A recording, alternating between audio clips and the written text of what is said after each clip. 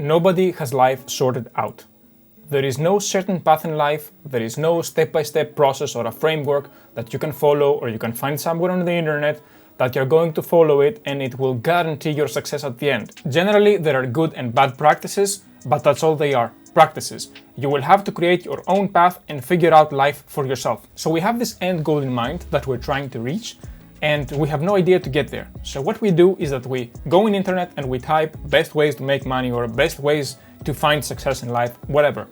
And we find many shiny things. One of them could be dropshipping or Amazon FBA. And of course, not long since we began, we see that the results are not coming our way the way we wanted them, either not at the scale that we wanted them or not as fast as we wanted them. So what we decide to do is dump that thing so that we can start the next shiny thing, because we think that the problem, we were not successful via that thing, was that there has to be something wrong with that very thing that we chose, and that could not be our fault anyway. So we start the very next thing, and the cycle continues. What we don't realize from this is that from whatever we are doing in our life, we gain something. It could be that getting and acquiring a new skill, honing and making better an already existing skill, or adding to our network of competent people, etc. All these things are now in our arsenal of skills. We are going to use those skills and combine them and take pieces of each activity that we were doing in the past and combine them so that we can reach our final destination, our final goal of financial success at some point in the future. A real-life example of what I just described is Steve Jobs. In 1972, he was studying at a college where he took a calligraphy course where it was completely unrelated to the major he was studying. Fast forward 10 years, and the new Macs that Steve Jobs was designing included that very beautiful calligraphic font that he had acquired some years ago back at his college, and of course that was a major success factor for the Macs. So keep in mind that your success will probably not come from just one skill alone, but it will come from attaining different skills from various sources that you had no idea were completely necessary for your financial success, and you will combine all those skills to help you reach financial success.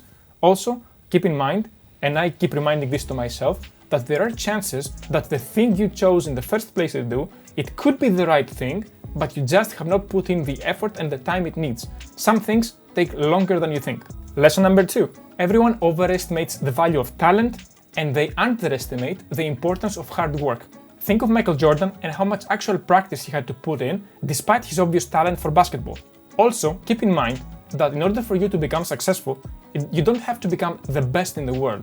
You just have to be better than most. Obviously, if you want to become the next Elon Musk or Steve Jobs, there will be genetic factors that you either have it at birth or you don't have it. I mean, you cannot choose to be born with an IQ with an 180 or 200 and so on.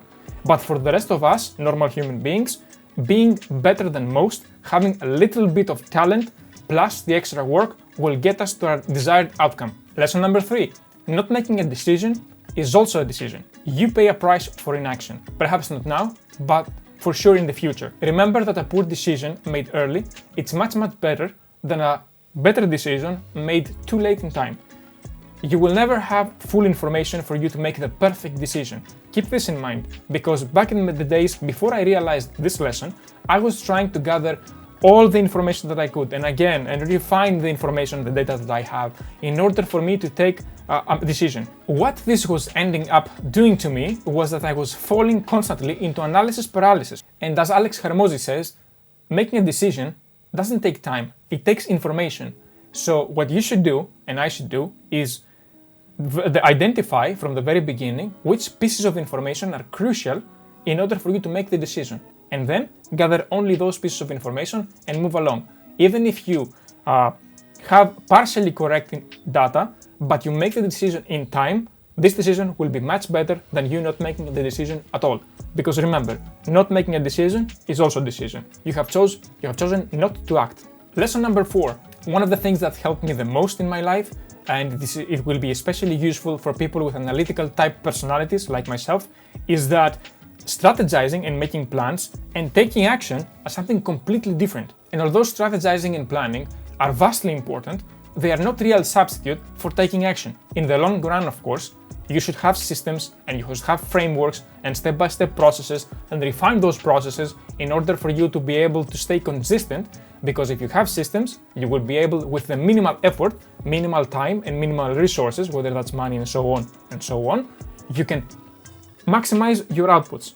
But in the beginning, taking action is much more important than actually strategizing all the time and not taking the action. And as Dave Goggins keeps reminding to himself, he says, you don't get to use any shortcuts. And of course, with the shortcuts, he means exactly those frameworks and those plans and those strategies. He has actually to put in the work. To give you a real life example of this, it's like creating the perfect workout plan, the perfect meal plan, where you track all the macros and so on, but you never go to the gym. Yeah, I'm talking about a friend of mine, not from you. Okay, lesson number 5.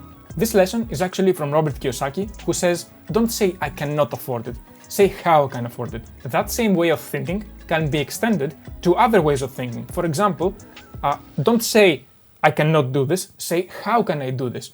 Because as Robert Kiyosaki says, a statement closes the mind, a question opens the mind. When you say to yourself, I cannot do this, then you visualize yourself not being able to do something. Instead, when you say to yourself, how can I do this? The brain starts working in a much faster way, in a much more creative mode. So this is lesson number 5. Don't say, I cannot do this, say, how can I do this? Lesson number 6. If you're watching this video, then it means that you're a person just like me, who is trying to maximize our own abilities and become the better version of ourselves. While you're in the process of becoming better and evolving, you will notice that the people in your immediate circle, whether that's friends or family, will be divided into 2 groups.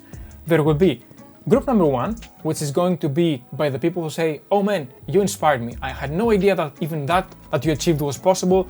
I will try to keep up with you and get better than you. You inspired me, you opened my mind into new possibilities. That is the first group. And the second group is the people who will try to put you down. They will try to drag you down and keep you at your current level. The people in the second group, let's call it the toxic group, will usually use phrases like, oh, I don't recognize you anymore, or don't push yourself too much, come on, come here with us, chill out, let's have some fun. Or even worse, they will start teasing you, but there will be a bad intention behind it, and you will be able to understand this. Now let's take it one step further and dig a bit deeper on why the second group of the toxic friends is actually trying to discourage you.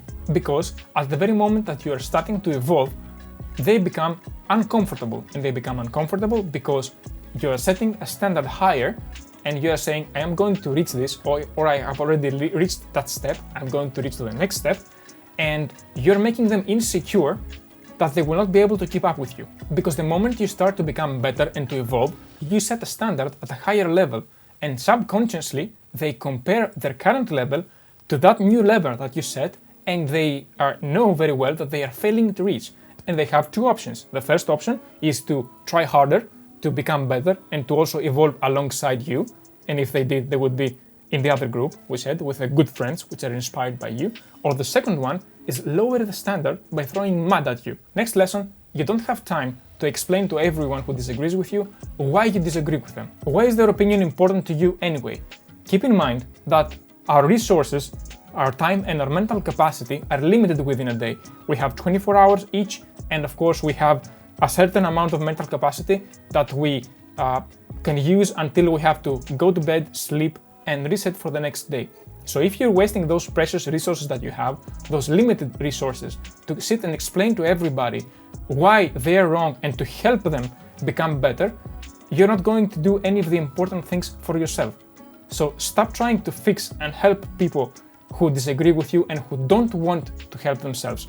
There is nothing wrong, of course, with people who are wrong, but they're asking for your help in a humble way, and who are discussing, okay, obviously we help those people and we discuss them the same way that we are helped by many people who are better than us. But I'm talking here about the people who don't want to save themselves. So don't waste your time to explain to people why they are wrong and you're right.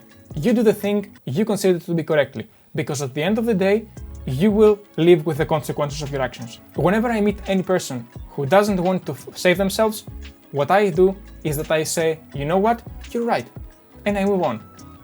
So hit the like and subscribe button, and if you don't, well, you know what, you're right. See you in the next video, guys. Have a nice day.